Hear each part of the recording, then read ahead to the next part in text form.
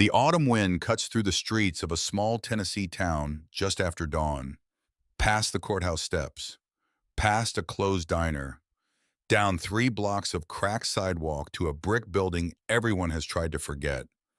Inside the truck bay, a boy stands alone in front of 6 steel lockers bolted to the floor. 18 years old, a duffel bag at his feet, a $10 receipt in his pocket, his hand pressed flat against a wall that should not be there. Cinder block, gray, cold. The brick around it is red. Through a half-inch gap at the floor, cool air moves, steady, patient, like something has been breathing on the other side. Waiting. He kneels down. He listens. And then, he goes looking for a wrench. The caseworker pushed the tissue box across the desk, even though he wasn't crying. She kept pushing it anyway, every few minutes, like maybe the box had a magnetic field, like maybe if she just kept inching it closer, he'd take one. Mark himself fragile. Let her write something down in her file before lunch. Caleb Mercer sat in the plastic chair and looked at the box like it was a trick question. He didn't touch it. She slid a manila folder across the desk instead. "This is everything we have, Caleb." Everything. His whole life. 18 years, folded into something thinner than a magazine, thinner than the pamphlet she'd given him last week. The one about adult independence resources. The one with the smiling stock photo on the cover of a young man holding car keys. She tapped the folder. "You should look through it. There are things in there you might want." So he opened it. Page 1, birth certificate, Mother Anna Mercer, Father blank. Place of birth a hospital in Knoxville he'd never visited. Page 2, a photograph, Polaroid, faded at the corners. A toddler maybe 2 years old sitting on a linoleum floor and clothes 2 sizes too big. One small hand reaching for something off frame. The photographer had cut off whoever the boy was reaching toward. Page 3, hospital intake records, 6 months old. Found at a fire station in a county he'd never heard of. Page 4, 7 foster placements, 7 names, 7 addresses, no reasons listed for any of the endings. They just ended. He closed the folder. "That's it. That's everything." She slid one more thing across. A check. $43.00. State of Tennessee, his remaining allowance balance. "It's not much," she said. "No." "Is there somewhere you can go, Caleb?" He folded the check, put it in his wallet next to the Polaroid, picked up his duffel bag from the floor.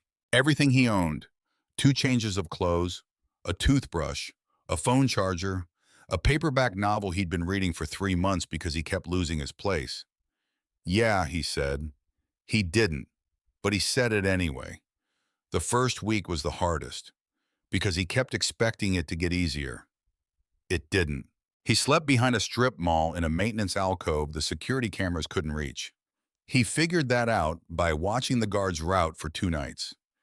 18 years in 7 foster homes had taught him exactly one thing. Notice the patterns. Stay out of the way. He ate at a soup kitchen on Tuesdays and Thursdays. The other days, he bought the cheapest food he could find. A loaf of bread lasted 3 days if he rationed it. A jar of peanut butter stretched to 5. He washed his clothes in a gas station sink at 2 in the morning, wrung them out while the fluorescent lights buzzed above him. By the second week, he had $19. The math didn't work. You couldn't afford to eat and exist at the same time. The third week, his phone died. He didn't have money for a charge, and the public library wanted $1 an hour for outlet access. Without a phone, he lost the soup kitchen schedule. He walked 12 blocks on a Thursday for nothing because the location had changed and he had no way to know. He drank from a park fountain, and he couldn't remember the last time someone had said his name out loud. So he started walking, not toward anything, just away.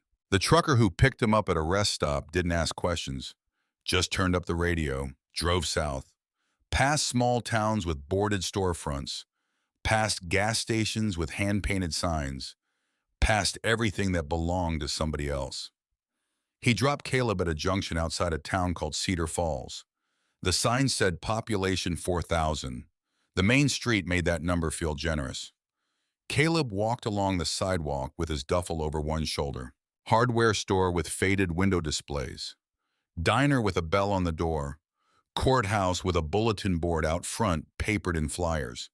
He stopped at the bulletin board because his feet hurt. That's what he'd tell himself later, that it was his feet, not anything else. The bulletin board had flyers for bake sales, lost dogs, a church potluck, a garage sale on Sycamore Street, and one tax auction notice, county tax auction, Saturday, 10 in the morning, 12 properties listed. Most were empty lots. A couple were condemned houses. The last entry said, former fire station number 7, Briggs Road, minimum bid $10. He read it. Then he read it again. $10. He had 19. It was the worst financial decision a homeless 18-year-old could make. He spent Friday night under the overhang of a closed-up gas station running the math. $10 to buy a building he couldn't live in, couldn't heat, couldn't sell, couldn't even legally claim he owned until the paperwork cleared. $9 left, $9 to live on, forever. Because what came after $9, he didn't know. He couldn't see the next move. But somewhere around 3 in the morning, watching his breath crystallize in the cool autumn air, he stopped trying to be smart. Smart had gotten him here. Smart had gotten him 18 years old with $43 in a Polaroid. So maybe it was time to try something else. By morning, he'd made his peace with it. Saturday came overcast. About 30 people on the courthouse lawn in folding chairs. A county clerk reading property descriptions into a microphone. The bidders were locals. They knew each other. Waved, nodded, raised their paddles with the easy boredom of people spending money they wouldn't miss. A house on Maple Street sold for $1,200 to a man in a polo shirt who didn't even look up from his phone. A vacant lot brought a $400 from a woman who seemed to be buying it as a favor. Caleb sat in the last row, kept his hands in his lap. The fire station came up last. Property 12, the clerk said. Former fire station number 7, Briggs Road, brick and steel, approximately 4,000 square feet, decommissioned in 2018. County assessment note structural deterioration and standing water. She paused. Minimum bid is $10. Nobody moved. A few people shifted in their chairs. Someone in the back row whispered something that made the woman next to her cover her mouth. Do I have $10? Caleb raised his hand. The whole row turned. 30 heads, 30 pairs of eyes. A kid in worn sneakers with a duffel bag on the grass next to him and his hand up like he was answering a question in school. The clerk's eyebrows went up. Just a fraction, just enough for him to see. $10 from the young man in the back. Do I hear 15? Silence. $10 going once. He could hear his own heartbeat. Going twice. A woman in the second row turned and looked at him. Her face wasn't unkind. It was something worse. It was worried. Sold. Nobody clapped. The man in the polo shirt shook his head and walked to his truck without looking back. Caleb signed the paperwork inside the clerk's office. The deed was a single page. He paid with a $10 bill from his wallet. She handed him a key on a plain metal ring. She watched him fold the deed into the pocket of his duffel bag. You know what you're getting into, no? She almost smiled. Good luck with that one son. The station was 3 blocks off the main street, set back from the road on a cracked concrete pad, brick walls darkened by years of weather. 2 wide bay doors at the front, both jammed halfway open, weeds pushing through every crack. He stood on the pad and looked at it. It looked like something the town had decided to forget. And then, for just a second, it didn't. For just a second, it looked like something else, something he'd seen before, like the back of someone's neck in a crowd. Someone you almost recognize before they turn around and become a stranger again. He shook it off. He'd been walking too long. He was getting weird. He ducked under the bay door and stepped inside. The truck bay took up the front of the building, a wide concrete floor stained dark with oil. Half the ceiling tiles collapsed in piles, standing water near a clogged drain. But the brick walls were solid. The steel beams overhead showed surface rust and nothing worse. The floor under all the mess was level and sound. Caleb knew enough about structures from his third foster father, the contractor, the one who'd put him to work every weekend whether he wanted it or not, the one who'd said once while they were hanging drywall in a flooded basement, "A building doesn't care who you are, kid. It just needs someone willing to show up." This building was waiting. Nobody had bothered to finish what neglect had started. Past the bay, a steel ladder bolted to the wall led up to a storage loft. He climbed it. Plywood floor, some cardboard boxes full of old forms and outdated fire code manuals.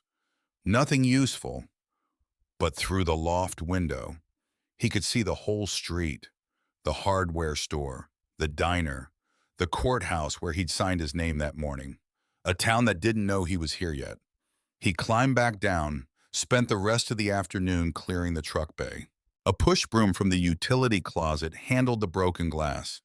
He dragged fallen ceiling tiles into a pile near the bay door, unclogged the drain with his bare hands and a piece of wire. The standing water drained on its own.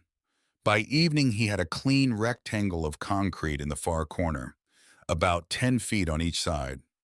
He unrolled his sleeping bag, sat against the wall. The last of his peanut butter went down in 3 swipes from the jar.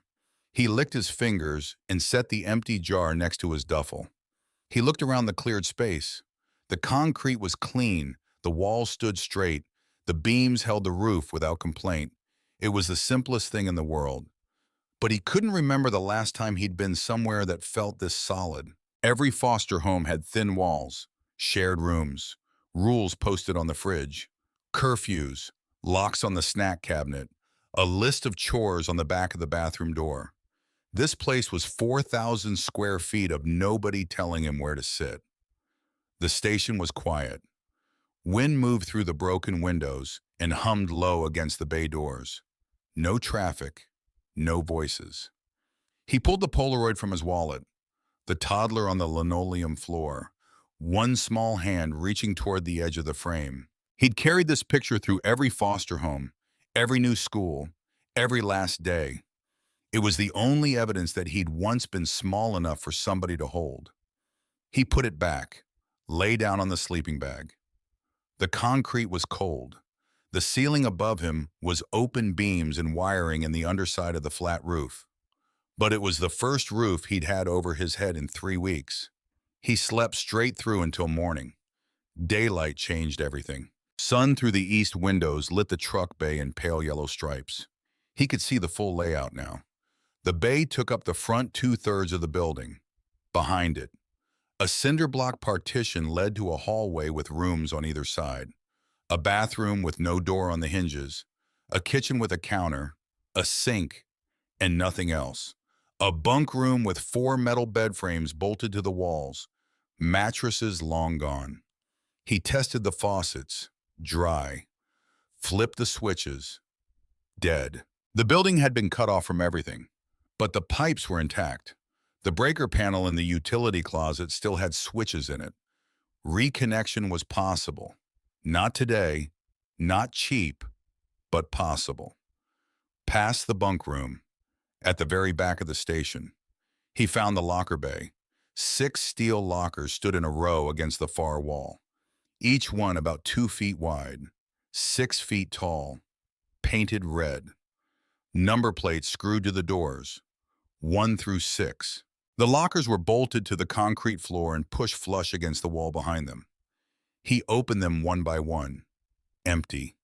Dust. Wire hangers. The 4th had a pair of cracked rubber boots. The 6th had a photograph taped inside the door. A group of men in turnout gear standing in front of the station with a fire engine gleaming behind them. The corner of the photo read 1994. He closed the last locker, stepped back, and that's when he saw it. Every wall in the station was red brick with white mortar, same pattern inside and out, consistent throughout the entire building. Except the wall behind the lockers. That one was cinder block, gray, different mortar. The seam where cinder block met original brick was visible on both sides of the row. Somebody had built this wall after the station went up. It wasn't part of the original structure. Caleb pressed his palm flat against one of the blocks. Cold. Colder than the brick which had warmed in the morning sun. He knocked with his knuckle, solid in the center, but near the left edge, past the last locker. The sound changed. Hollow. He got on his knees and looked under the locker row. At the base of the wall on the far left side, the blocks didn't quite meet the floor. A gap, half an inch, maybe less. And through that gap, he felt air, cool, steady, flowing from somewhere behind the wall. There was a room back there, sealed off, walled in, hidden behind 6 bolted lockers that nobody had moved in years. He stood up. His heart was doing something complicated. He grabbed the end locker and pulled. Nothing. The lag screws were rusted into the concrete. The frames were welded together. The whole row was one continuous unit. He braced his foot against the wall and pulled harder. The locker didn't shift a millimeter. He needed tools he didn't have. He stepped out of the station into the morning light. Across the street, on the corner, hardware store, hand-painted sign, repainted so many times the edges had built up thick. Rhea's Hardware. He stood on the cracked pad and looked at the door. $9. That's what he had. A building doesn't care who you are, but neither does a cash register. He crossed the street anyway. The bell rang when he pushed the door open. The store was narrow and deep, shelves stacked floor to ceiling with tools and fasteners and cans of paint arranged in a system that only made sense to whoever built it. A radio on the counter played country music at low volume. A man stood behind the register. Late 50s, 60 maybe, broad shoulders, reading glasses pushed up on his forehead. He was reading a newspaper folded in half. He looked up when Caleb walked in. Didn't say anything for a moment, just looked. "Help you. I need a socket wrench, and maybe a pry bar." The man studied him. Caleb was used to being studied. He stood still and let it happen. "What are you working on?" "The fire station, across the street." The man's expression shifted, just slightly. "You're the one who bought it at the auction." "Yes, sir." Word travels fast. In a town this size, there's nothing else to talk about. He came around the counter, led Caleb down an aisle. "Socket set is here, 3/8 and ½ inch. Pry bars are on the end." He pulled a red plastic case from the shelf, handed it over. "This will handle most bolts up to 3/4 inch." Caleb turned the case over, found the price sticker on the bottom. $22. He had 9. "I have $9, he said. He didn't see the point in pretending. The man looked at him. Then he looked out the front window, toward the station. For a long moment, he just looked. "Tell you what," he said. "Take the socket set. Bring it back when you're done. I'll pay you, when I can." "I know you will." He held out his hand. "Hank Reyes. I own the place." "Caleb Mercer." Hank shook his hand. Firm. Once, up, down. Like the handshake was a small contract. On his way back to the register, Hank stopped at a small refrigerator near the counter, pulled out a paper bag, set it next to the socket set. "Sandwich and a coffee. My wife makes too much." "Mr. Reyes." "Hank, Hank, I can't." "You can and you will, because I'm not asking." Caleb looked at the bag. He hadn't eaten since the peanut butter the night before, and the peanut butter had been the last thing in the jar. His stomach made a sound he wished it wouldn't. "Thank you," he said. "Don't thank me, just bring the tools back." He carried the socket set in the paper bag across the street. sat on the concrete pad outside the station, ate the sandwich first. Ham, Swiss, mustard on wheat bread. The coffee was black and still warm in the small thermos. He ate slowly, tried to remember the last time somebody had handed him food without asking for paperwork first. Couldn't. He was halfway through the coffee when the diner door across the street opened. A woman stepped out. 60s, apron, gray hair pulled back. She was carrying a small covered bowl wrapped in a kitchen towel. She walked across the street, stopped about 6 feet from where he sat, looked at him, just looked. Her hand went up to her mouth. She didn't say anything. She set the covered bowl down on the concrete pad, next to his feet, stepped back, wiped at her eyes with the corner of her apron. Quick, like she was hoping he wouldn't see. "I made too much chicken soup," she said. Her voice was steady, but just barely. "Ma'am, Vera Whitfield. I own the place across the street." "Caleb," she nodded. "I know." He didn't ask what she meant by that. She turned and walked back across the street before he could. He sat on the pad with the warm bowl at his feet and watched her go. The diner door closed behind her with a soft bell. Through the front window, he could see her standing at the counter, both hands flat on the counter, head down. Then she straightened up, picked up a coffee pot, started pouring refills for the men in booths, like nothing had happened. Caleb looked down at the soup. He didn't know what he was looking at. He just knew that a stranger had walked across the street to bring him something warm, and cried about it, and walked back. And he didn't know why. He ate the soup slowly. It tasted like every grandmother in every kitchen anyone had ever been in. Chicken broth and slow time, and somebody who knew what they were doing. When the bowl was empty, he washed it under the gas station spigot down the street, returned it to Vera at the diner. She took it through the door without making him come inside. "You bring it back washed," she said. "Most people don't." "Thank you, ma'am." She nodded. She didn't quite look at his face. Then he went back to work. The lag screws holding the lockers to the floor were 3/8 inch, rusted solid, but the socket wrench had leverage on its side. He worked them one at a time, sprayed each bolt with water from a bottle he'd filled at the park fountain the day before. Let the water soak into the threads. The first screw took 15 minutes. By the third locker, he had the angle figured out. They came faster. Each locker he freed, he dragged to the side of the bay.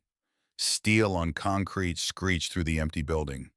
The sound bounced off the walls and came back at him. One by one, the row came apart. 4 lockers, 5, 6. An hour and a half of steady work. The cinder block wall stood fully exposed. Now he could see what the lockers had been covering. A door, heavy steel, painted red. The paint faded to a dull rust that nearly matched the cinder block around it, stenciled across the center in white letters. So faded he had to step close to read them. Chief. Below that, in smaller type. Private. He tried the handle, locked. The key from the auction didn't fit. He wedged the pry bar into the gap between the door and the frame and leaned his weight into it. The lock was old. The frame was older. On the third pull, the bolt snapped. The door swung inward with a low groan. Cool air poured out. The same air he'd felt through the gap at the floor, now washing over him, carrying the smell of old paper and dust and something else. Something like a closed envelope you find at the back of a drawer. He stepped inside. A metal desk sat against the far wall, its surface covered in papers and a leather-bound journal. 2 filing cabinets flanked it. A rolling chair sat pushed back from the desk at an angle, as if whoever had been sitting there stood up and simply walked away. Photographs covered the walls, framed pictures of firefighters in turnout gear, group shots, individual portraits, newspaper clippings under glass. A calendar hung behind the desk. The page showed October. The year was 2018. The room was sealed, but intact. No water damage, no mold. The cinder block and the steel door had kept the weather out completely. A fine layer of dust covered every surface, undisturbed and perfectly even. Nobody had stood in this room in years. Caleb sat down in the chair. It creaked under his weight and rolled an inch on the concrete floor. The leather journal lay open on the desk. Small, careful handwriting filled the page in faded blue ink. A date at the top, April 2018. He began to read. The journal belonged to a man named Walter Hollis, chief of the station for 40 years. Most entries were short: equipment inventories, training schedules, notes about fire calls and building inspections, but threaded through the ordinary work of running a station. Certain pages were marked with a small star in the margin. On those pages, Walter kept a different kind of record: dollar amounts, names, dates. April 14th, 2010, $350 to the Patterson family. House fire on Oak Street. Insurance denied the claim. September 2nd, 2011, $200 to Sandra Weeks for her husband's funeral. Fund balance $41,000. The entries went on for pages, dozens of them, spanning years, each one a small sum given to a family in town. Medical bills covered, funeral costs handled, emergency housing secured, a few college tuitions paid, all from something Walter called the fund. No other name for it, just the fund, capitalized, treated like its own institution. Caleb kept turning pages, deeper in the journal. The entries changed. Walter's handwriting got smaller, the lines tighter together. He wrote about his firefighters with a mix of pride and grief. Two names appeared more than any others, circled or underlined, each time they showed up: David and Anna. Walter wrote about David Mercer as the best carpenter he'd ever known and the bravest volunteer the station had ever seen in 40 years. David rebuilt the engine bay doors with his own hands. He rewired the kitchen. He arrived every Saturday before dawn and stayed until dark. Anna was a nurse who joined the volunteers because David asked her to. She became the station's medic. Walter described her as quiet, precise, completely unafraid. Caleb stopped reading. He looked at the page. He looked at the name, Mercer. A coincidence. It had to be. Mercer was a common enough name. He'd met two other Mercers in 18 years of foster paperwork. Not related, just the same name. A coincidence.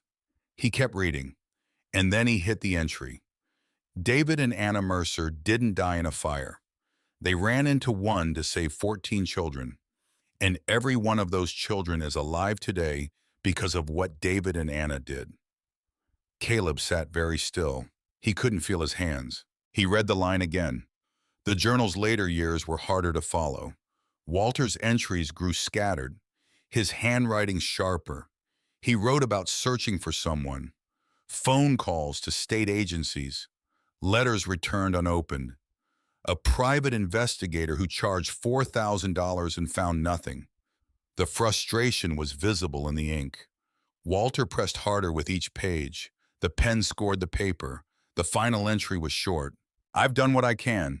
If the boy ever comes looking, everything is here. Caleb closed the journal.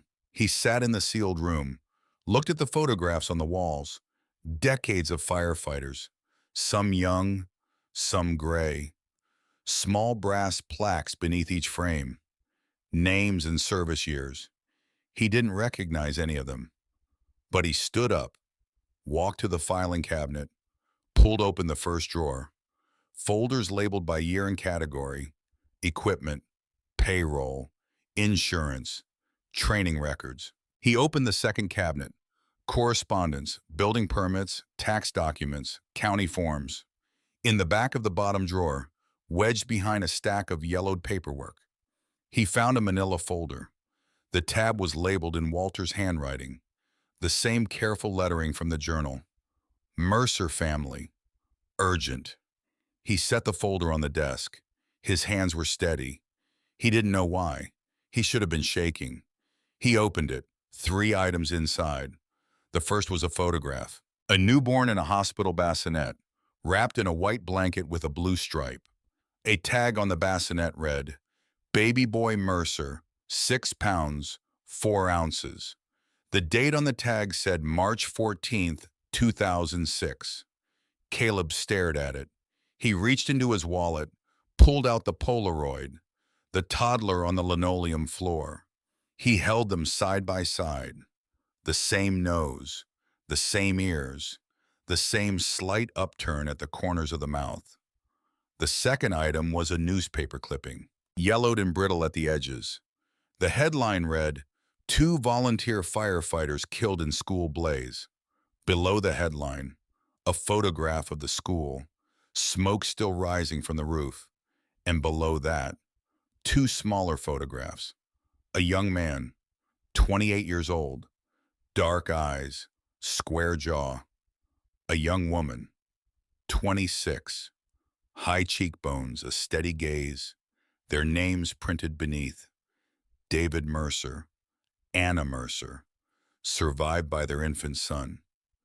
Caleb David Mercer, 6 months old. He read the line 3 times. Caleb David Mercer, his name, his full legal name, the one printed on the birth certificate in the manila folder the caseworker had given him 3 weeks ago. The folder still in his duffel bag. He could feel it from here. The third item was a photograph, larger than the others, printed on heavy stock. A man and a woman standing arm in arm in front of the fire station, both in volunteer turnout gear. The man was grinning, his arm around the woman's shoulder. The woman stood with one hand on her hip, looking at the camera with an expression of calm confidence. On the back, in Walter's handwriting, David and Anna Mercer, Station 7, September 2005. Caleb held this photograph next to the Polaroid. The baby's nose was Anna's nose. The baby's chin was David's chin. And looking at both pictures now, side by side, in the light from the office's small window, he could see his own face divided between theirs, his mother's jawline, his father's eyes. They were his parents. They were firefighters who volunteered at this station, and they died running into a burning school to carry 14 children to safety. He sat in Walter's chair for a long time.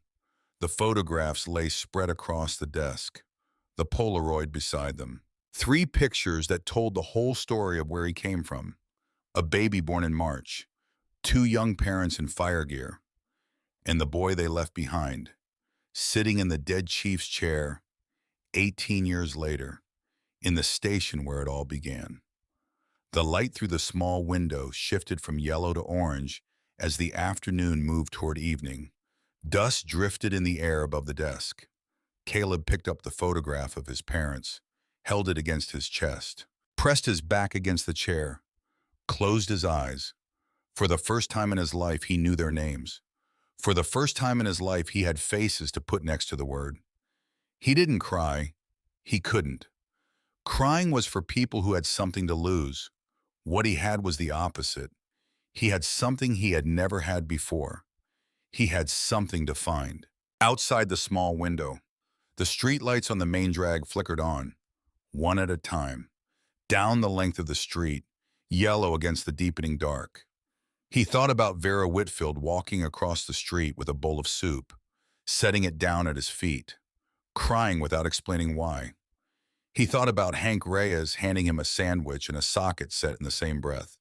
He thought about the way the auction crowd had looked at him, worried, not amused.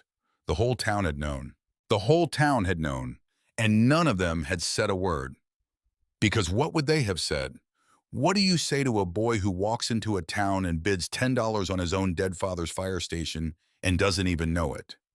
You say nothing. You bring soup. You loan tools. You wait for him to find it himself.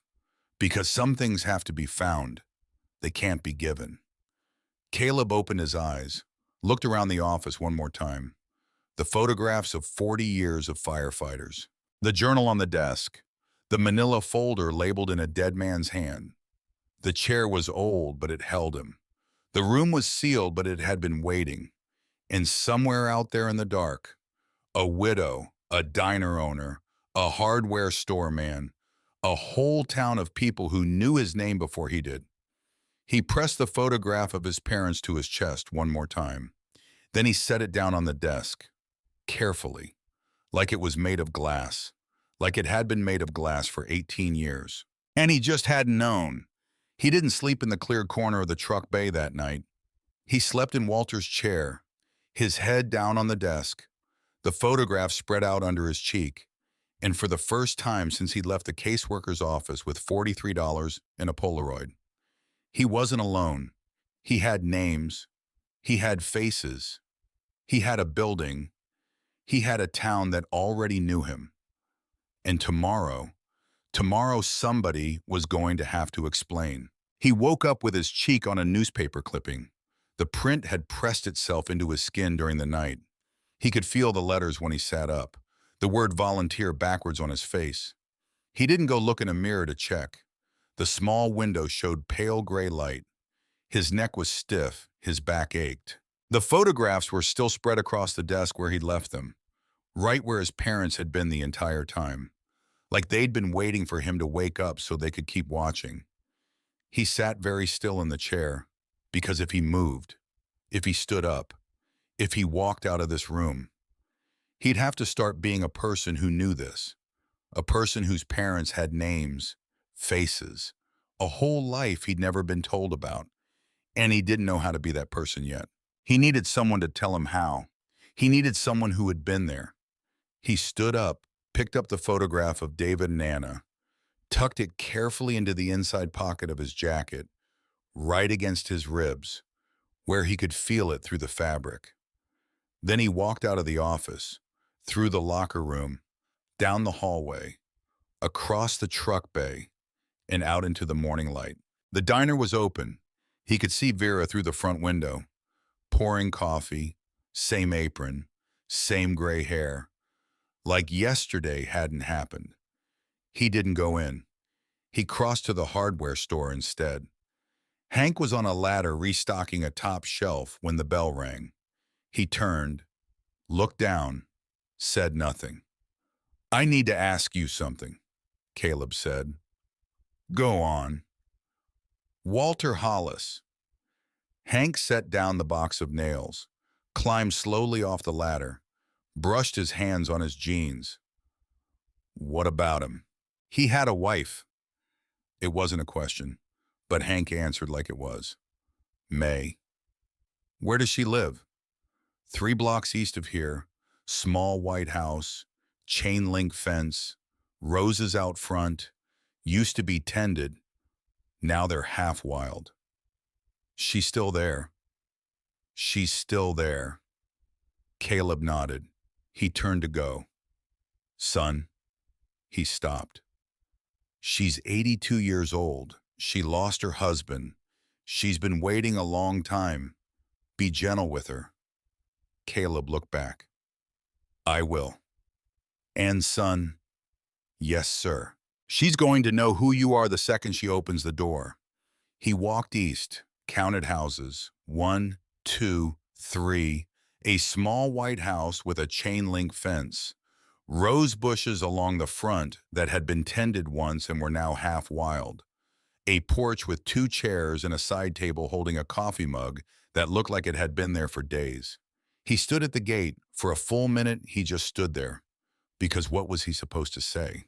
"Hi, I'm an orphan. I bought your dead husband's fire station for $10. I think my parents used to work there. I think they died saving 14 children. I think your husband spent the last 18 years of his life looking for me. Hi." He opened the gate, walked up the path, knocked on the door. It took a while. He heard movement inside, slow, careful. Then the door opened halfway. The woman looked at him through the gap.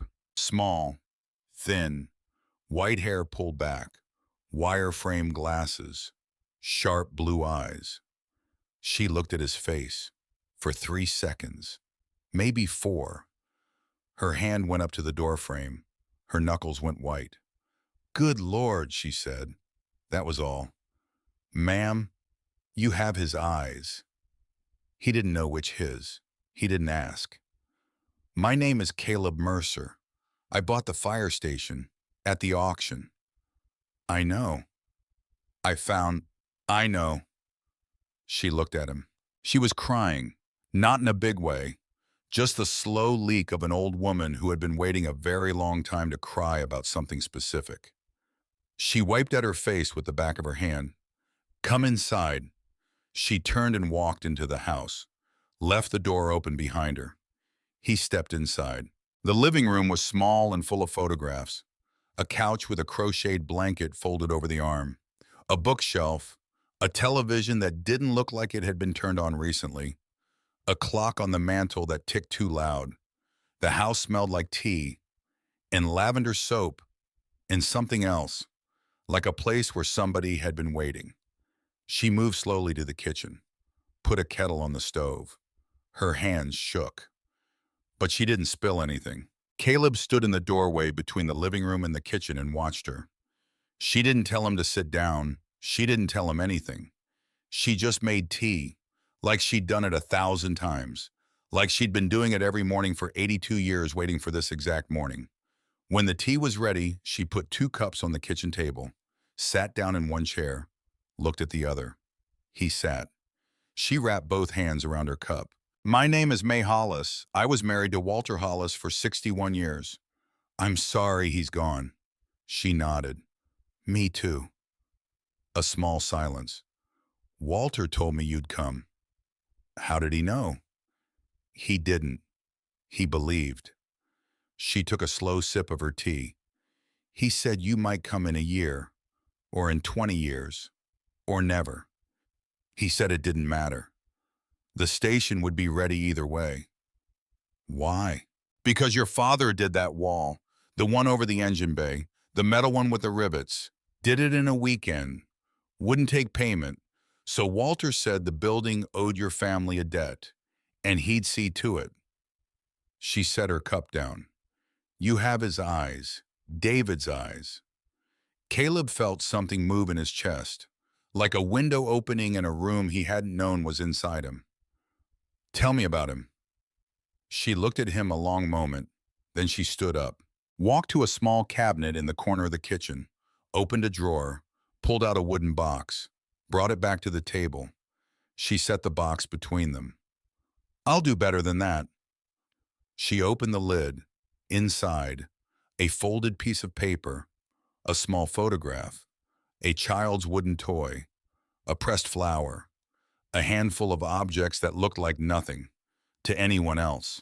She picked up the wooden toy first, a fire truck, small, hand-carved, maybe 6 inches long. The wheels still turned. On the side, painted in careful white letters. Caleb. She said it in front of him. David made you this. The week before you were born. He carried it around the station for a month showing it to people. Told everyone his son was going to grow up with a working fire truck. Not one of those plastic ones. Caleb picked it up. The wood was warm from her hands. He could feel the grain, the places where the carver's knife had gone shallow, the places where it had gone deep. His father's hands had touched this. His father had made this. For him. He didn't trust himself to speak. So he didn't. May picked up the photograph next. A young woman in a hospital gown, hair stuck to her forehead, tired, glowing, holding a swaddled baby in the crook of one arm, her other hand resting flat on the baby's chest, like she was reassuring herself the baby was real. That's the day you were born. Anna. 3 hours of sleep in the previous 2 days. She kept apologizing for how she looked in the picture. I told her she'd never looked more like her own self in her life. She handed it to him. He looked at his mother, 26 years old, tired, looking down at the baby in her arms with an expression he didn't have a word for. But he recognized it, without knowing how, without ever having seen it pointed at him in his memory. He recognized that expression. He couldn't remember being looked at like that. But somewhere, underneath, his body remembered. May watched him. She didn't rush him. She didn't say anything. She just let him hold it. After a long minute, she reached into the box again, pulled out the folded piece of paper, set it in front of him.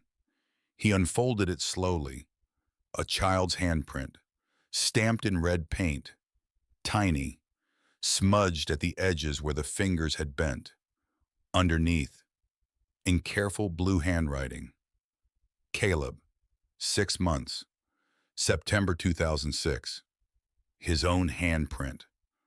From 2 weeks before his parents died, Anna had pressed his fingers into red paint, pressed them onto a piece of paper, written the date, folded it, and kept it. Walter had found it among her things after the fire and kept it for 18 years in a wooden box on a kitchen table in a small white house, waiting. Caleb pressed his right hand against the print on the paper, his grown hand against the ghost of his baby hand. His fingers reached halfway down his palm. He couldn't think. He didn't try. May reached across the table and put her hand over his. Her fingers were thin and cold, but her grip was firm. "They loved you," she said. "From the minute you were born. I want you to know that. Whatever else you find out, whatever else happens, I want you to know that first." How did they die? She closed her eyes, then she opened them. It was a Wednesday, the 14th of October, the old elementary school on Maple Street. Electrical fault in the basement. The whole second floor filled with smoke in minutes. 14 children trapped. Her voice was steady, but just barely. David and Anna were the first ones through the door. They sent every child out through the windows. Every single one. Then the stairwell collapsed. They couldn't get back down. She was quiet a moment. They saved 14 children. Then they didn't come home. The kitchen was very quiet. The clock on the wall above the stove ticked. A door slammed somewhere down the street. Caleb didn't move. May kept her hand on his. "Walter tried to find you after. Spent 18 years on it. Phone calls, letters, lawyers, a private investigator. The system wouldn't release your information. Privacy laws. He wasn't a relative. No legal claim. He had no standing. He kept trying. Every day until the day he died. When did he? 5 years ago. April, heart attack, in the garden, Tuesday morning. He was kneeling next to the tomato plants when it happened." "I'm sorry." She looked at him. She really looked. "Don't be. He didn't die not knowing. He died believing you'd come. That's not the same as dying. That's just stepping out of a room with the door open." Caleb didn't say anything, because he didn't have anything yet. He just put his other hand on top of hers. There was a knock at the front door. May lifted her head. "That's Vera. How do you—" "She knocks the same way every time. 3 soft, 1 hard, has for 40 years. She got up, walked to the door, opened it. Vera Whitfield was standing on the porch. Same apron, same gray hair, a small foil-wrapped package in her hands. She saw Caleb at the kitchen table. Her face did a thing. She didn't cry this time. She just nodded. "I brought biscuits." "Come in, Vera." She came in, set the biscuits on the counter, folded the foil back, sat down at the table across from Caleb. May went back to her chair. The 3 of them sat there, 2 old women and a boy. Vera reached across the table and took Caleb's other hand, the one that wasn't under May's. "I'm Vera Whitfield. I owned the diner across from the station before I owned the diner across from the courthouse. I've owned diners in this town for 41 years. Your mother was my best friend from the 5th grade until she died." Caleb made a small sound. He didn't mean to. It just came out. "We played dolls together. We took the bus to school together. We snuck out of her bedroom window the night we turned 16 and drove my brother's truck out to Crawford's Pond. She held my hair when I had morning sickness with my first one because my husband was away at a conference and I was too embarrassed to call anyone else. She was the maid of honor at my wedding. I was the maid of honor at hers." Vera squeezed his hand. "She was the kindest woman I have ever known. And she sang to you every single night. Did you know that? No, ma'am. She had one song, always the same one. Her grandmother used to sing it to her. Be thou my vision. Old hymn, the slow one. I don't know it. I know you don't. But you might. Underneath.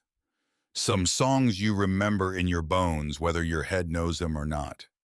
She let go of his hand, got up, walked to the window, looked out at the street. For a moment, she just stood there. Then she turned back. I sang it at her funeral. I sat in the front row and I sang the whole thing. The whole congregation. We sang it for her. For both of them. She came back to the table, sat down. I have been waiting 18 years to tell somebody those things. I didn't know who I was waiting for until you walked into my diner yesterday morning to return that bowl.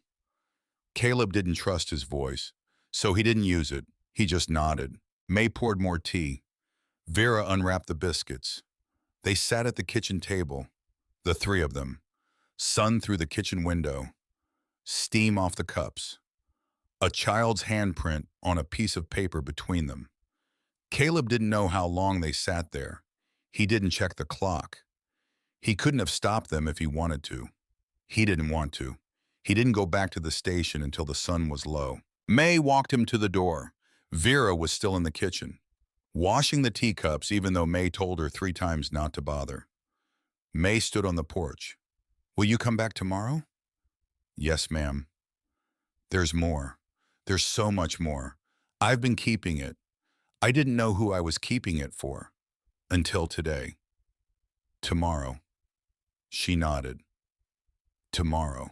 He walked back to the station with the wooden fire truck in his jacket pocket. The photograph of his parents pressed against his ribs. The handprint folded carefully in his back pocket. He felt heavier than he had that morning. Not in a bad way. Like he'd picked up things he'd been missing for 18 years. And he hadn't known they had weight. The next morning he went back to work on the station. Hank came by before opening the store, brought a level and a tape measure and 3 more sandwiches. My wife says she's making them on purpose now. 2 per day. Don't argue. Yes, sir. You're going to need power and water. Have you called the county? Not yet. Call them this morning. Reconnection takes 2 weeks. The sooner you start the line, the sooner it ends. Yes, sir. Hank stayed for an hour, showed Caleb how to check the walls for plumb, how to identify load-bearing studs, how to tell the difference between a building that was dying and one that had just been left too long. This one had been left too long. Nothing was dying. Around noon, a black SUV pulled up to the curb. A man climbed out. Early 50s, silver hair cut short, gray suit, polished shoes that looked wrong on the cracked concrete, a leather portfolio under one arm. He walked up to the bay door. Stopped. Caleb set down the level. You the new owner? I am. Victor Lansing. I develop commercial properties in this area. He held out a business card. Caleb didn't take it, so Victor set it on a wooden sawhorse near the door. I've been planning a mixed-use project on this block for 2 years. Retail on the ground floor, residential above, parking structure adjacent. He looked at the station. This lot is the parking structure. It's not for sale. Everything's for sale. $7,500 cash today. That's 750 times what you paid for it. I drove here this morning with the certified check. He patted the portfolio.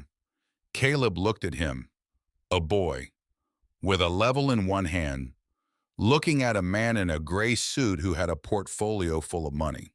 A month ago, he'd had $19. A month ago, he'd been deciding whether to eat or sleep. It's not for sale. Victor's smile didn't move, but his eyes did. Son, I'm going to be honest with you. The tax auction may not hold up. The county sold you a property that has a complicated chain of title. My attorney is reviewing the records this week. If the sale was improper, the deed reverts to the county, and the county has already agreed in principle to sell to me. I have the deed. The clerk signed it. Deeds can be challenged. Sales can be unwound. I'm offering you a way out. With cash. Walk away. Today. Or fight a legal battle you can't afford. And lose it. And walk away with nothing. Caleb didn't say anything. He picked up the level, set it against the next stud. Victor watched him. Think about it. I'll be back at the end of the week. He turned to leave. Then he turned back. How old are you, son? 18. You know what 18-year-olds shouldn't do? What? Hold on to things they don't understand. He got in his SUV, drove away. Caleb stood in the bay doorway for a long time, watching the empty street where the SUV had been. He thought about the certified check. He thought about $7,500.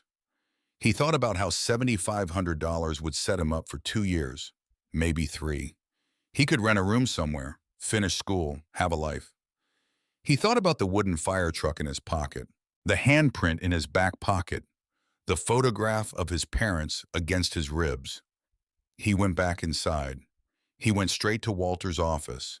He pulled open the second filing cabinet, the bottom drawer, the one he hadn't gone through yet, the one with old correspondence and county forms. He went all the way to the back, past a stack of yellowed receipts, past 3 folders of meeting minutes, to a brown accordion file labeled in Walter's handwriting. Station 7. Property. He pulled it out, set it on the desk, opened it. The papers inside were arranged in chronological order. The very top sheet was a deed, dated April of 2014. The seller county of Cedar Falls, Tennessee. The buyer, Walter J. Hollis. The purchase price, $24,000. The property, fire station number 7, and the lot it sat on. Stamped with the county recorder's seal. Signed by Walter. Signed by the clerk. Signed by the county commissioner. Caleb read it twice. Then he read it again. Walter had bought the station 10 years ago with his own money. The auction Caleb had walked into. The auction where he'd raised his hand and paid $10. It hadn't been a sale of the station. The station hadn't belonged to the county. The station had belonged to Walter. The $10 Caleb paid had covered the back taxes Walter had let go unpaid in his final years. There was a yellow post-it on the deed, in Walter's handwriting. If the boy ever shows up, he pays the taxes. He owns it. Make sure they let him. Underneath, in a different ink, May's handwriting, a small note, 3 words. I made sure. Caleb sat down. He sat all the way down. The chair rolled an inch. He looked at the deed. He looked at the note. The whole thing had been waiting. The auction, the clerk, the $10, the station, all of it. Walter had set it up years before he died, so that when a boy with no name and no money walked into a county courthouse, he'd be able to afford the only thing that had ever been his parents' fire station, his birthright, for $10, because that was all the boy was going to have. There was a knock at the front bay door. Caleb didn't hear it the first time. He heard the second one. He stood up, walked out of the office, through the locker room, down the hallway, through the truck bay, to the open bay door. A woman stood on the concrete pad, 70s, tall and thin, a green cardigan, reading glasses on a beaded chain around her neck. She was carrying a cardboard box, about the size of a microwave, the corners taped over with packing tape that had yellowed. She looked at him. You must be Caleb. Yes, ma'am. I'm Edith Lambert. I ran the post office in this town for 36 years. I retired 4 years ago. Mostly. I still go in Tuesdays to sort the mail. Yes, ma'am. She set the box down on a sawhorse just inside the bay door, brushed off her hands. Walter Hollis gave me this box 5 years ago, about 3 weeks before he passed. He brought it into the post office one afternoon and asked me if I would keep it. I said yes. I didn't ask what was in it. He said when the boy shows up, make sure he gets it. She looked at the box, then at Caleb. You're the boy. Caleb stared at the box. His name. He'd been getting used to the word. Boy. From May. From Hank. From the clerk at the auction. From this woman he'd never met. The boy. Like he was the only one. Like the whole town had been calling him that. For 5 years. In their heads. Without ever knowing his name. What's in it? I don't know. He didn't tell me. She picked up the box, set it gently in his hands. It was heavier than he'd expected. I should let you open it alone. No. He said it too fast. He didn't know why. He just knew he didn't want to open the box alone. Will you stay? She looked at him, surprised, just for a second. Then she nodded. Of course. He carried the box back into the station, through the bay, down the hall, into Walter's office. Edith followed him. He set the box on Walter's desk. He pulled out his pocket knife, cut the tape, folded the flaps back. Inside, newspaper, crumpled around something. Padding. He lifted the padding off. A book. A leather-bound notebook, smaller than Walter's journal. Brown, worn at the corners, tied with a faded blue ribbon. He picked it up. The ribbon came loose in his hand. He opened the front cover, the first page, in handwriting he didn't recognize. But somewhere, underneath, he did. This journal belongs to Anna Mercer. Started January 1st, 2006, in honor of the baby. Caleb sat down. He couldn't stand up anymore. He didn't know he couldn't until his knees gave out and he found himself in Walter's chair. Anna's journal. His mother's journal. His mother's voice. In her handwriting. Starting 2 months before he was born. Going forward. He opened to the first entry. The handwriting was small, tidy, slightly slanted to the right. The letters made carefully. Like every word mattered. January 1st, 2006. David thinks we should keep a journal, so that when the baby is born we can read back and remember what it was like to be waiting for him. I said it would be a girl. David said it would be a boy. So we'll have to wait. But I started this for the baby, so that one day, maybe, when the baby is older, we can read it together, and the baby will know who we were before he was him or she. I'm 26 years old. David is 28. We've been married 3 years. We live in the apartment above the bakery on Maple Street. The baby is due in March. We don't know what we're doing. Nobody does. That's what David says. Everybody fakes it. I hope I'm a good mother. Edith sat down in the other chair on the far side of the desk. She didn't say anything. She just sat with him while he read his mother's voice for the first time in his life. He turned the page. The next entry. January 15th. The baby kicked today. Hard. Twice, right in the middle of breakfast. David put his hand on my stomach and kept it there for 10 minutes. He had to be at a work site by 8. He was late. He didn't care. I love him so much I sometimes forget to breathe. Caleb closed his eyes. He kept reading. February 3rd. I told David today that if it's a boy, I want to name him Caleb, after my grandfather.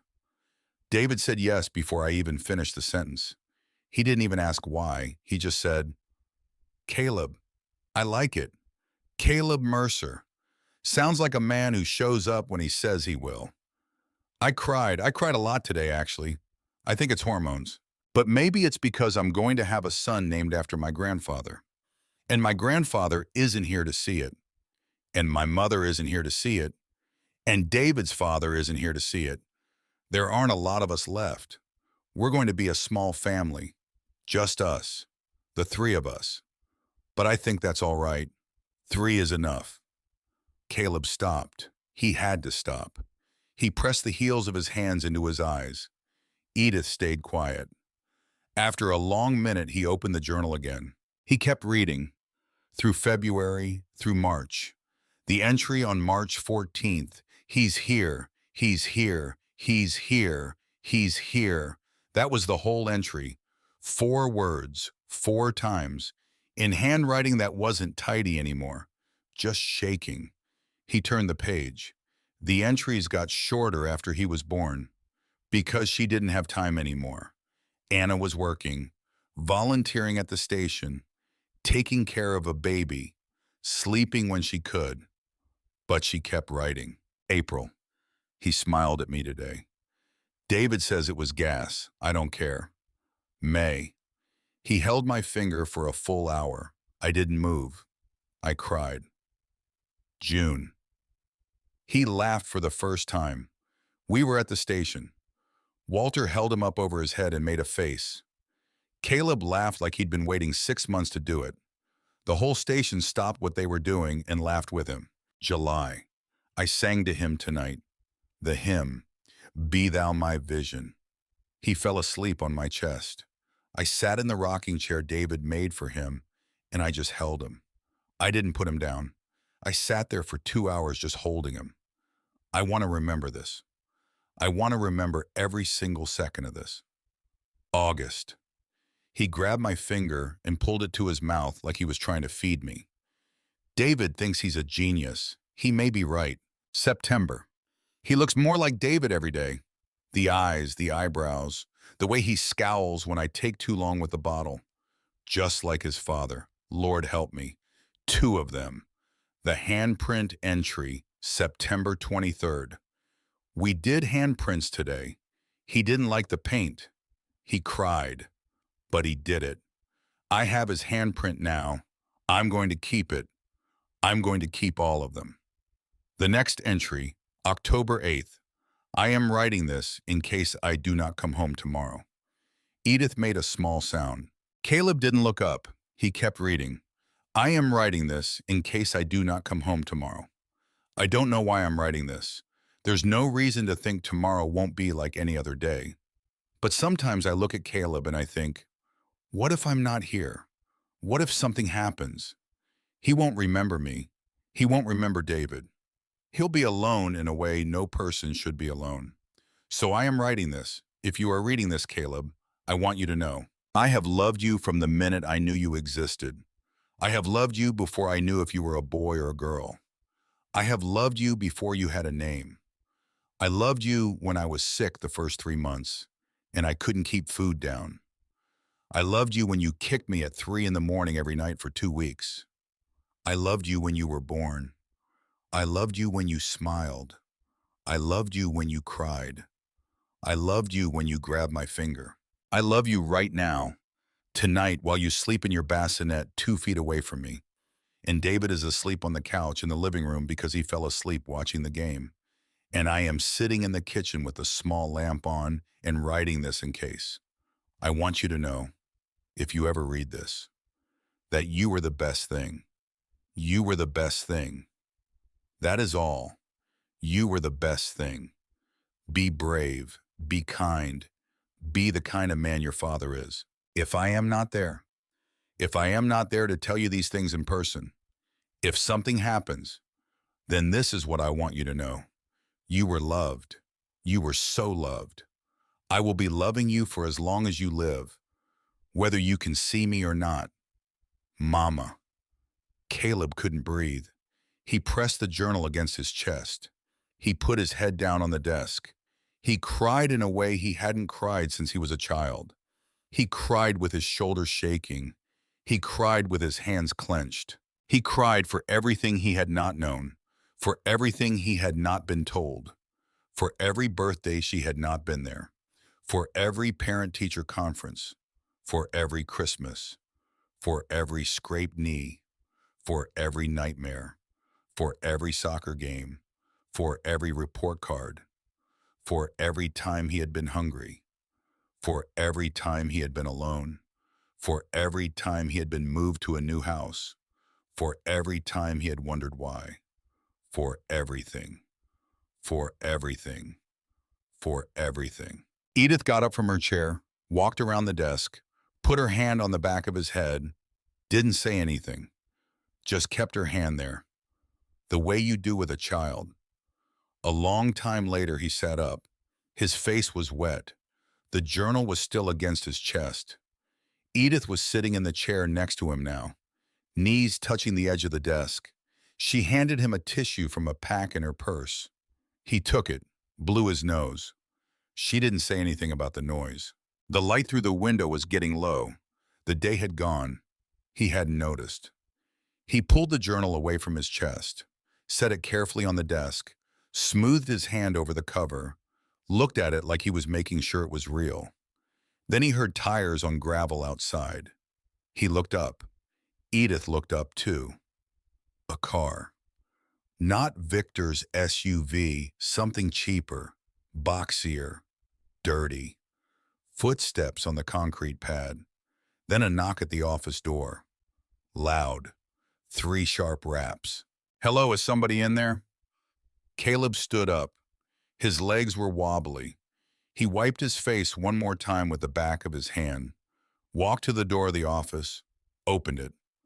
A man stood in the locker room, middle-aged, 50 maybe, hair too dark for his age, a polyester shirt buttoned wrong, a scuffed briefcase, eyes that wouldn't quite land on a face. "You Caleb Mercer." "I am. Donald Hollis. Walter Hollis was my uncle. I just heard about the auction. I drove down from Memphis." Caleb didn't say anything. Edith came up behind him, stood at his shoulder. "You're who now?" "Walter's nephew, on his brother's side. Walter had a brother named Frank. Frank was my father. Frank passed in '92. I was just a kid. I didn't keep up with the family, but I just found out about Walter passing, and I just found out he had a fire station.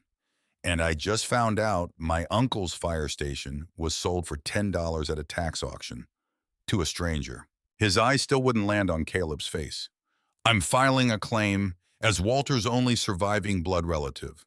The property is rightfully mine." Caleb stood very still. He didn't say anything because he didn't trust what was going to come out. Donald held up his briefcase. "My attorney is filing the paperwork in the morning. The county clerk is putting a hold on the deed transfer, effective immediately, until the matter is settled. Could take months, could take a year. But I want to be clear with you. Mr. Mercer, you don't own this building. You never did." Edith stepped forward. "Walter Hollis never had a brother." Donald's eyes flickered. "Yes, he did. He just didn't talk about him. He had a sister, Patricia. She lives in Florida. She's been at every Christmas dinner in this town for 60 years. She visited May last week.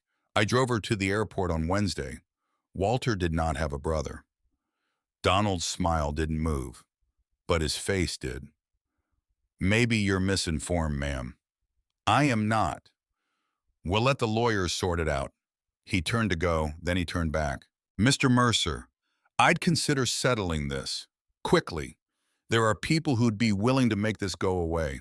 For the right number. I'd hate to see you in court.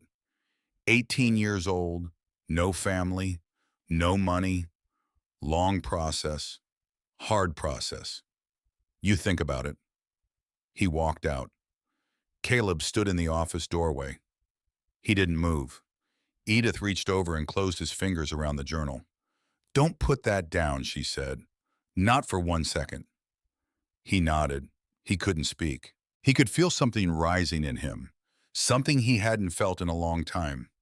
The slow, hot wave of a person who has finally found a thing and is watching someone try to take it. He went out to the pad after Donald drove away, sat down on the concrete, his back against the brick. The sky was the color it gets after a storm is gone, but the light hasn't decided what to do yet. He put the journal in his lap. He looked at the road. He thought about $10. He thought about $43. He thought about all the people who had taught him over 18 years that things would be taken, that this was just how it was, that when you found something, when you finally found it, somebody came along to take it. A car would come for him in the morning. He could already see it. A court order, a sheriff with a clipboard, a hold on the deed, a delay, A delay that could last a year, 2 years. Caleb wouldn't be 18 anymore. He'd be 19, 20. The money would run out. The case would run on. Donald would settle for less. Victor would buy from Donald, and the station would become a parking structure. His parents' station, a parking structure. He pressed his fists into his eyes. He didn't want to do this. He didn't have the energy to do this. He had spent 18 years learning how to be small, how to be quiet, how to not need anything, how to be the kind of kid no foster parent had complaints about. He had not learned how to fight for something. He had never had anything worth fighting for. His duffel bag was inside, still mostly packed. He had not unpacked it, because some part of him had been waiting for the moment when he'd have to leave again. He could leave tonight. He could take the journal, the handprint, the wooden truck, the photograph of his parents. He could leave the building, let Donald have it, let Victor have it, let them turn it into a parking lot. He'd still have his parents. He'd still know their names. That was more than he'd had a week ago. That was already so much more. He'd take it and go. He'd been gone before. He knew how. He stood up. He looked at the station one more time. The brick walls, the bay doors, the streetlight casting a slant of pale yellow against the side of the building. He turned to go inside, to get his bag, and he stopped. Because down the street, 3 figures were walking toward him, slow, together. An old woman with a cane in front, a woman in an apron behind her with both hands in the pockets, a woman in a green cardigan beside them with reading glasses on a chain. May, Vera, Edith, walking down the cracked sidewalk in the last light of the day. Coming to him. He couldn't move. He just stood there. They got to the gate of the station, stopped. May looked at him. Edith called me. Yes, ma'am. You were going to leave. He didn't answer. He didn't have to. She walked through the gate, up the cracked concrete pad, stopped in front of him. She reached up to her throat. Underneath her sweater, there was a thin chain. She slid her fingers under the chain and pulled it up. On the end of it, a brass key, small, worn smooth. She unclasped the chain, held the key out, in her open palm. Walter gave me this a week before he died. He told me to keep it until the boy came. I've worn it every day for 5 years. Today I am going to give it to you, and I'm going to tell you what he told me. You are going to take it, and you are going to use it, and you are not going to leave this place. Caleb looked at the key. He looked at May's hand. He looked at Vera, behind her, tears in her eyes but standing up straight. He looked at Edith, the journal still in her arms, holding it for him. 3 women in the last light of the day, coming to him because he was theirs now, because they had decided he was theirs the moment he had walked into Cedar Falls, and nobody had asked them, and nobody had told them, and they had decided it anyway. He took the key. It was warm from her skin. May reached up, put her hand on his cheek. You are not alone, she said, and you are not leaving. He closed his fingers around the key. He didn't speak. He couldn't, but he didn't leave. The 3 women stood with him in the dark, May's hand on his cheek, Vera's arms folded in front of her like she was holding her own ribs in place. Edith with the journal pressed to her chest. A streetlight flickered down the block. Somewhere a dog barked once. Nobody moved. Inside, May said finally. So they went inside. Vera turned on the work light Hank had loaned him, the truck bay filled with the yellow circle of a single bulb on a stand. Long shadows stretched up the brick walls. May walked slowly to the back of the station. The cane tapped on the concrete. Tap, tap, tap, like a metronome counting them all down. Edith followed her. Vera came last. Caleb walked behind them all, past the cinder block hallway, past the bunk room, through the open steel door, into Walter's office. May stopped just inside the doorway. She looked at the photographs on the walls. She looked at the desk. She looked at the chair that was pushed back at the angle Walter had pushed it back. 6 years ago, the last time he'd sat in it. Her free hand went to her mouth. She stood there a long time. Vera came up behind her, put a hand on her shoulder, didn't speak. May took a slow breath. He spent more time in this room than in our house. I used to tell him the station was his real home. He'd say, May, the station is everybody's home. That's the whole point. She walked around the desk, touched the surface with her fingertips. Then she looked down. The safe. Yes, ma'am. Walter put it in years ago. He told me what was inside. He told me it was for the boy. She looked at Caleb. He told me it was for you. Caleb walked around the desk. The safe was bolted to the concrete floor. Gray steel, about the size of a microwave. No handle, just a keyhole. He knelt down. The key was still in his palm, warm from May's skin, then warm from his own.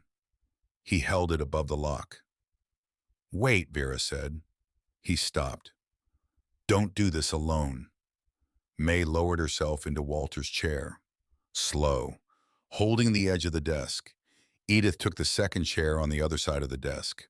Vera stood behind Caleb, one hand on his shoulder. Then May nodded. He slid the key into the lock. It resisted for half a second, then gave with a clean click. The door of the safe swung open. Inside, 3 items, a leather document folder, dark brown, cracked at the spine, a thick manila envelope, sealed, no writing on the outside, and a white envelope, sealed with wax that had yellowed. Across the front, in Walter's careful handwriting, Caleb Mercer. He took the items out one at a time, set them on the desk. He opened the leather folder first. A deed, a formal one this time, notarized, stamped with the county seal, a property transfer from the estate of Walter J. Hollis to Caleb David Mercer, son of David and Anna Mercer, held in trust by First Cedar Falls Bank until presentation of valid identification by the designated beneficiary. The signature at the bottom, Walter J. Hollis, witnessed by 2 attorneys, filed with the county recorder 6 years ago. Caleb read it 3 times. Then he handed it to Edith. She read it, adjusted her glasses, read it again. She looked at May. Donald Hollis's claim is dead. Was it ever alive? It never was, but now it has paperwork. The trust transfers automatically. No probate, no challenge possible. Walter set this up 6 years ago with 2 attorneys from 2 different counties. There's nothing to contest. May closed her eyes. She exhaled, like she'd been holding a breath for 6 years. Caleb picked up the manila envelope next. He slid his thumb under the flap. The glue gave easily. Inside, bank documents. He pulled them out. Account statements, contribution records, a trust agreement. The account was titled in formal letters. The Station 7 Community Fund. Beneficiary on file, Caleb David Mercer. He flipped through the statements. The most recent one, dated 3 months ago. Balance $342,412.31. Caleb set the statement down. He looked at May. She nodded. Walter told me before he died. He said it was enough for the boy to get started. He said it had been growing on interest for years. He never spent $1 of it on himself. Not one. How did this happen? 40 years of pancake breakfasts, car washes, Christmas raffles, $2 in a coffee can from every firefighter who ever pulled a shift, $5 bills from the Women's Auxiliary, tens at funerals when Walter would say to people, if you want to do something in honor of your husband, give to the fund. 20s at weddings when he'd say, if you want to do something in honor of your father. She paused. And after your parents died, Walter started telling people, there's a baby boy out there. He's going to come back one day. He'll need a start in life. Anything you give, we'll be there for him. Caleb stared at the number, $342,000. He could not. He could not. A month ago, he had been deciding between bread and peanut butter. He pressed his hands flat on the desk to steady himself. Then he picked up the white envelope. The wax seal cracked when he slid his thumb under it. Inside, two folded pages, handwritten on both sides. The ink the same faded blue as Walter's journal. The handwriting neater this time. Slower. More deliberate. A man taking his time. Caleb looked at May. Can I read it? Out loud. She nodded. She couldn't speak. He unfolded the pages. He began. Dear Caleb, I do not know how old you will be when you read this.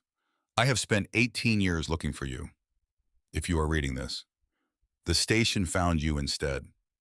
Or you found the station. Either way, I am grateful. Your parents were David and Anna Mercer. Your father was a carpenter and the best volunteer firefighter I ever trained in 40 years on this job. Your mother was a nurse and the bravest woman I have known in my entire life. Caleb's voice caught. He cleared his throat. He kept going. They served at this station for 4 years. They loved every minute of it. They loved the work. They loved the people. They loved each other. When you were born, your father painted the nursery yellow. Your mother brought you to the station in a car seat. She used to set you on this very desk while she ran drills. You were the happiest baby I ever saw. Your mother and father did not die in a fire. They died running into one. Because there were children inside. Who needed them? There is no better way to describe who they were. Caleb stopped. He couldn't. May reached across the desk and put her hand on his arm. Take your time. He took his time. He took as much time as he needed. Then he kept reading. After the fire, I tried to find you. I called the county. I called the state. I wrote letters. I hired a man to search. But the foster system had rules I could not get around. Privacy laws. I was not a relative. I had no legal standing. I spent 18 years trying. I never stopped. I started the fund at this station 40 years ago because I believed every community needs a safety net that does not come with paperwork. Small donations from every firefighter, every car wash, every pancake breakfast. We help families with medical bills, with funerals, with housing, with college. I never put my name on it. People accept help more easily when they do not have to say thank you. After your parents died, I set aside the largest part of the fund for you. It is not charity. It is what your parents earned. By the way they lived. By the way they served. Every firefighter who donated knew part of the money was going to David and Anna's boy. They gave willingly. This town remembers your parents.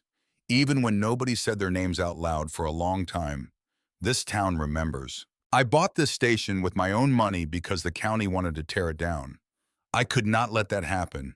This is where your parents worked, where they laughed, where they fell in love. This is where they left from, on the day they saved those children. If I cannot bring them back to you, I can at least make sure their station stays standing until their son walks through the door.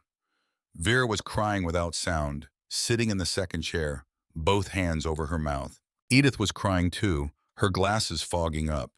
May was not crying.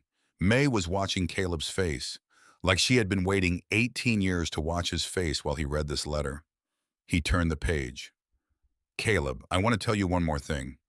I know you are 18. I know you have lived alone for most of your life. I know you have spent a long time learning how to need nothing. You can stop now. You are home. The people in this town have been waiting for you. They have been keeping things for you. May has my key.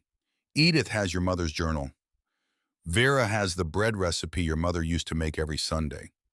Hank has the toolbox your father left at the hardware store the week before he died. There are things in this town that belong to you. You only have to ask. Be the kind of man your parents would have recognized. Help people, quietly. without needing them to know it was you. The fund is yours. The station is yours. The town is yours. Welcome home, Walter Hollis. P.S. May will tell you. She has been waiting a long time. Please, when you find her, be kind to her. She has carried more than her share. Caleb set the letter down. He looked at May. May was looking back at him. For a long moment, they just looked at each other. Then she got up from the chair. She walked around the desk. She came over to where he sat. She put her arms around him. She held him. She was a small woman, but she held him like he was a small thing. And he was. He pressed his face into her shoulder, and he held her back. The next morning, Donald Hollis withdrew his claim. The county clerk called Caleb at the diner where he was eating breakfast with Vera. She had refused to charge him. She had refused to even let him try. The clerk's voice on the diner phone. Mr. Mercer, Donald Hollis has filed a notice of withdrawal. His attorney has resigned the case. There is no longer any clout on the title. What happened? His attorney called us this morning to say that Mr. Hollis is not who he claimed to be. There are no Hollis relatives in Memphis. There are no Hollis relatives anywhere with that name. Walter Hollis's sister was contacted. She confirmed she has no nephew. Caleb held the phone. Mr. Mercer. Yes. There's something else. The man who called us, the man identifying himself as Donald Hollis's attorney, he said he wanted to make a record that his client had been paid in advance by a third party to file the claim. Who paid him? He wouldn't say on the phone. He said he'd give a statement under oath if the matter went to court. He said his client was instructed by a Mr. Lansing. Caleb stood very still. He set the phone down. He walked back to Vera at the counter. She was pouring his coffee. Vera. Yes. Where does Victor Lansing live? He doesn't. He has a house in Knoxville.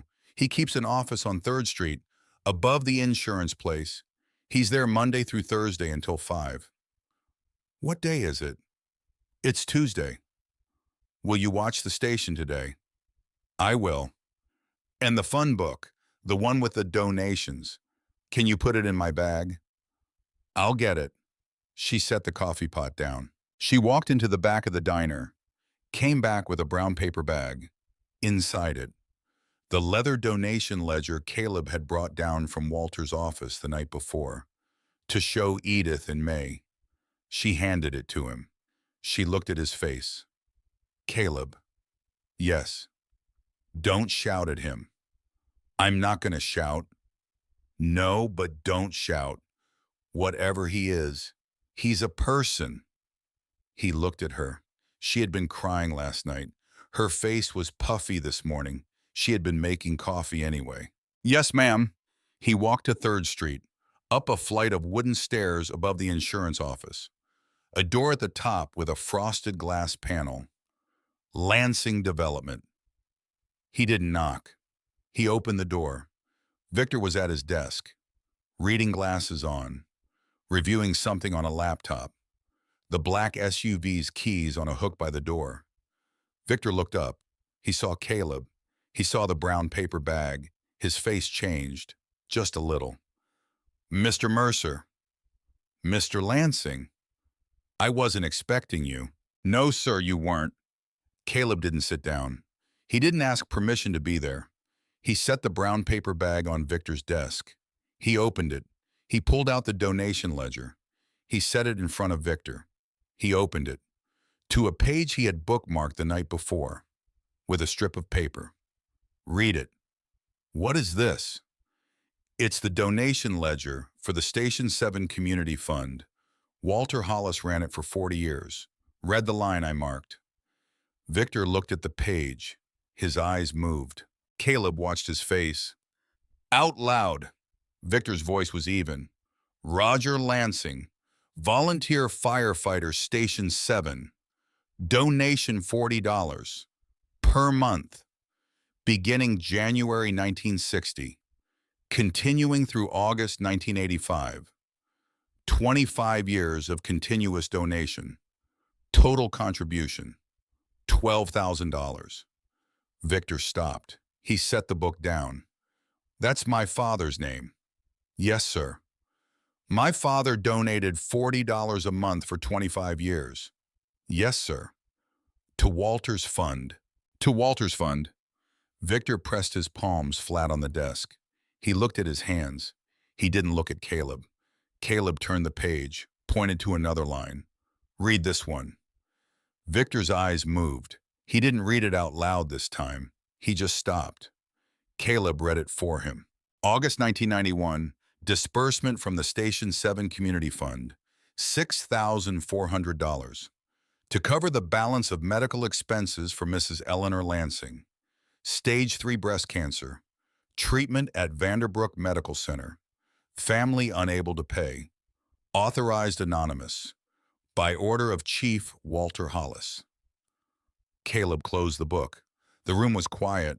A clock somewhere in the building ticked. A truck went by on the street below. Victor sat very still. Your father was a volunteer at Station 7, Mr. Lansing. He donated $40 a month to a fund he believed in. For 25 years, he died of a heart attack on a call in 1985, when you were 14 years old. Victor closed his eyes. And 6 years later, when your mother was diagnosed with cancer and your family couldn't afford the treatment, the same fund your father had been donating to paid for your mother's chemotherapy, anonymously, without ever asking your family to know. Victor's hands were shaking now. He didn't lift them. He kept his palms flat on the desk. My mother told me an anonymous donor paid for her treatment. Yes, sir.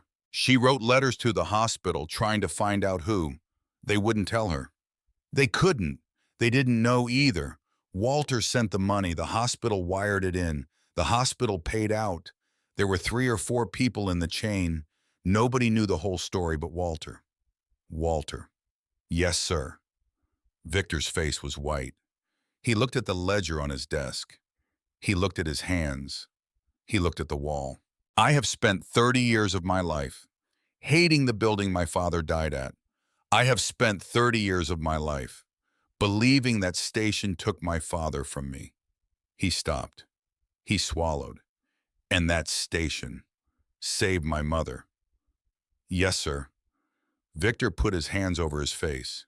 He cried, quietly, but all the way, like a person who hadn't done it in 30 years and the floodgate had broken. Caleb stood across from him. He didn't say anything. He didn't move. After a long time, Victor sat back, wiped his face with both palms. Donald Hollis was working for me. I paid him to file the claim, to delay you, to make you sell. I wanted the lot. I wanted the development. I would have torn the station down for a parking structure. I know. You should call the police. I'm not going to call the police. Victor looked at him. Why? Because you don't know yet what you're going to do with what I just told you. What does that mean? It means you get to choose. You can drive back to Knoxville tonight. You can call your attorney. You can file the rest of the paperwork. You can keep pushing me, or you can stop and do something else. What else? You'll figure it out. Caleb picked up the ledger, put it back in the paper bag. He looked at Victor one more time. My parents were volunteer firefighters at that station. They died saving 14 children. Your father was a volunteer at the same station. He died of a heart attack on the way back to the truck after a basement fire. He gave $40 a month for 25 years to a fund that saved your mother's life. We are not strangers to each other, Mr. Lansing, whether you knew it or not. He turned to go. At the door he stopped. You can come by the station if you want. We can use the help. He left. He walked down the stairs, out into the bright morning, across the street, back toward the diner, where Vera was watching from the front window. When she saw him coming, she turned away from the window, picked up the coffee pot, started pouring refills for the men in booths. Like nothing had happened. 5 days later, on a Saturday morning, Victor Lansing pulled up to the curb in front of the station in a pickup truck. The bed was loaded. Lumber, 2x4s, plywood sheets, a stack of cedar planks. He backed the truck up to the bay door, started unloading without a word. Caleb came out of the station. He looked at the truck. He looked at Victor. Victor didn't look back. He just kept unloading. After a minute, Caleb walked over, started helping. They worked in silence for 20 minutes. When the bed was empty, Victor brushed off his hands, wiped his face with a bandana from his back pocket, looked at the brick wall above the bay door. My father would have wanted me to do this a long time ago. Caleb nodded. Thank you. Victor got in his truck, drove away. He came back the next Saturday with drywall.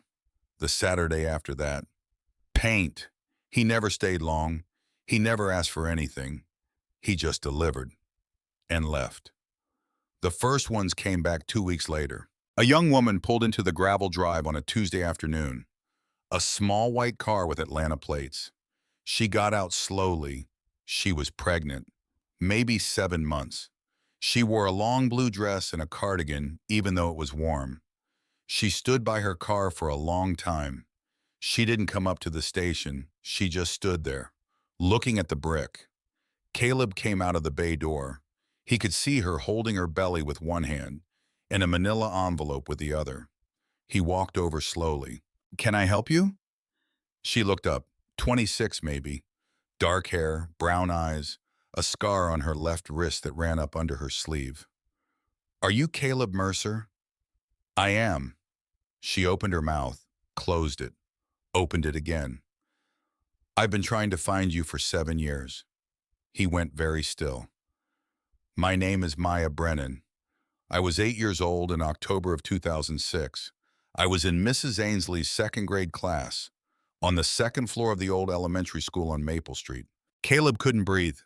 She pulled an envelope from the manila folder, opened it, took out a photograph, held it out. A newspaper photograph, black and white, slightly grainy, from October 15, 2006.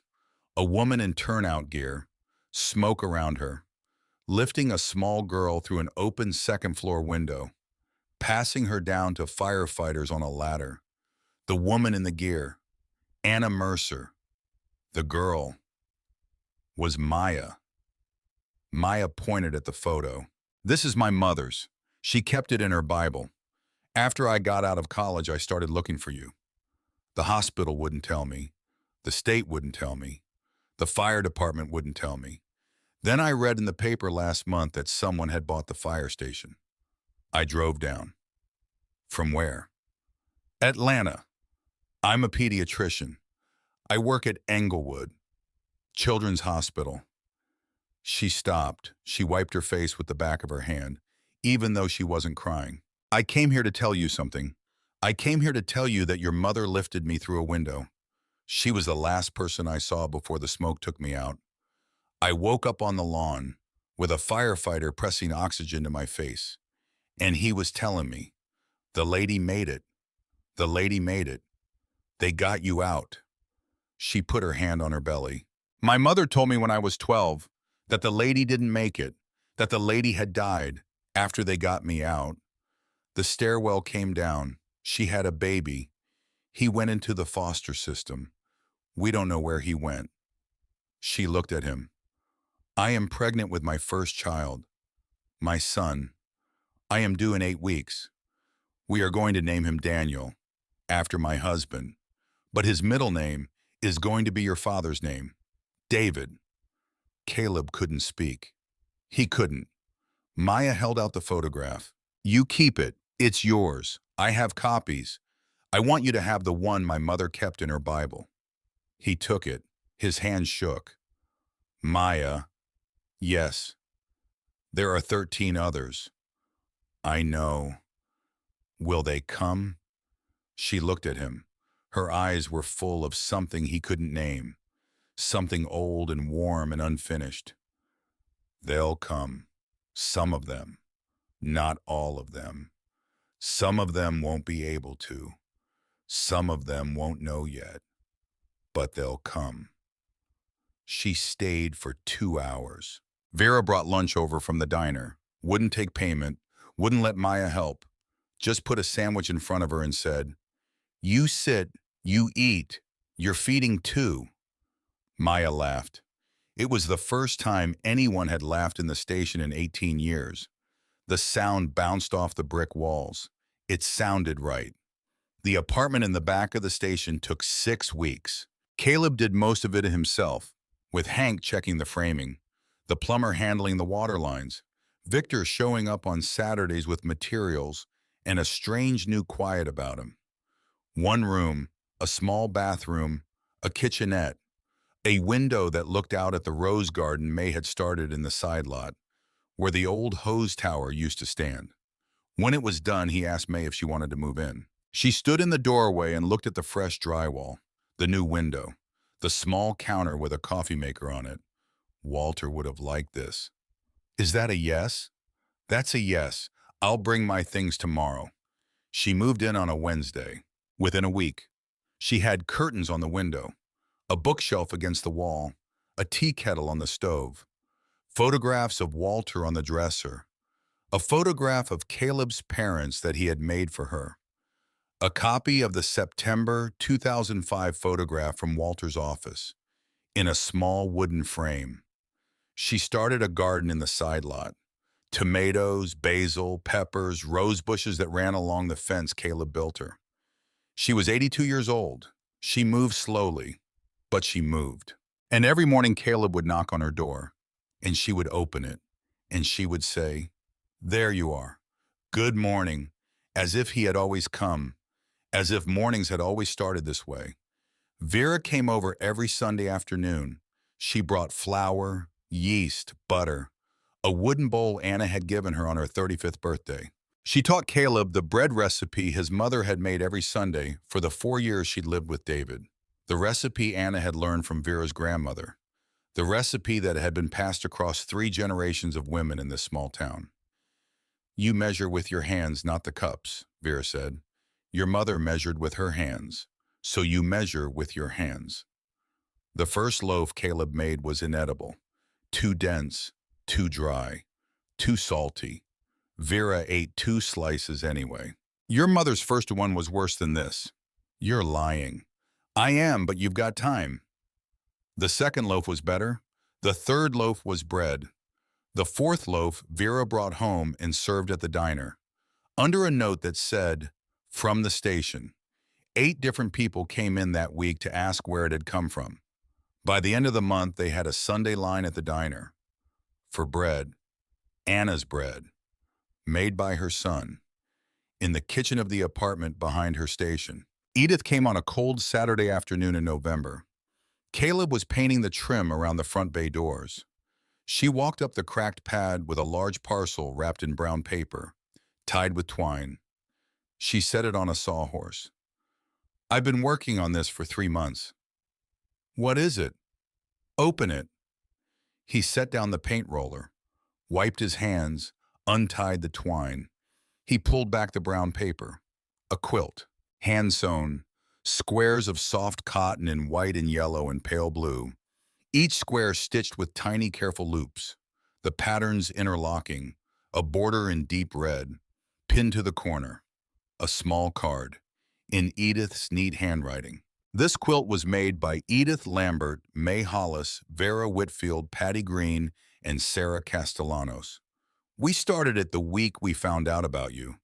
We have worked on it every Tuesday afternoon, in May's living room, while we drank tea and talked about things you should know. This quilt is for your bed, so that when you sleep underneath women who knew you were coming, and were waiting for you, and were ready. Welcome home, Caleb Mercer, the women of Cedar Falls." Caleb folded the card. He folded it twice. He put it in his back pocket. Then he picked up the quilt. He held it against his chest. The cotton was soft. He could smell lavender from the soap they'd washed it in. He could feel the small, uneven stitches where 5 different pairs of hands had pulled the thread through. "Edith." "Yes." "I don't know how to thank you." "You don't have to. You sleep under it. That's how you thank us. You sleep warm. That's how you thank us." She turned to go. At the gate, she stopped. Caleb. Yes, ma'am. May has been a widow for 5 years. She lived alone for 5 years.